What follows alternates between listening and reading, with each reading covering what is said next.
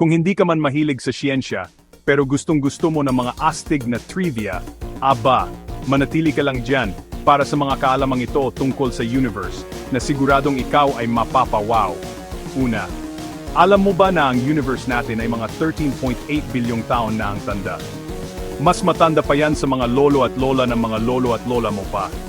Pangalawa, at dahil edad na rin lang ang usapan, alam mo ba na mas marami pa ang mga bituin sa universe kaysa sa mga butil ng buhangin sa lahat ng beach sa buong mundo?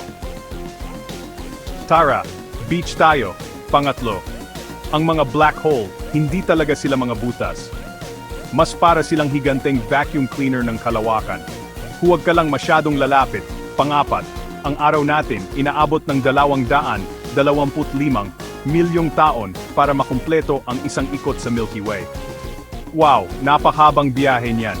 No, panglima. Ang mga neutron star, sobrang siksik niyan. Isipin mo, ang isang pirasong kasing laki lang ng isang maliit na asukal ay kasing bigat ng lahat ng tao sa buong mundo kapag pinagsama-sama. Astig, pero ang bigat. Pang-anim. Nagtaka ka na ba kung bakit tahimik sa kalawakan? Kasi ang tunog, kailangan ng mapagdaanan. At ang kalawakan, isa yang malaking vacuum o lugar na walang kahit ano. Pampito. Ang universe ay patuloy na lumalawak at mas mabilis pa ito sa bilis ng liwanag. Para siyang pinakamatinding karera sa kalawakan. Pangwalo. Ang planetang Venus, paurong kung umikot. Para siyang planetang pasaway at ayaw sumunod sa iba.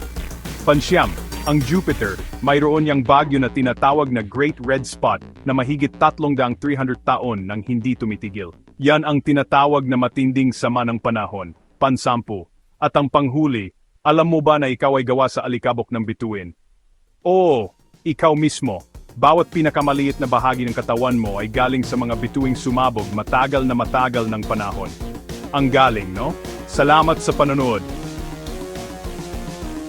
Huwag kalimutang mag-like at mag-subscribe para sa mas marami pang kaalaman na parang galing sa ibang mundo.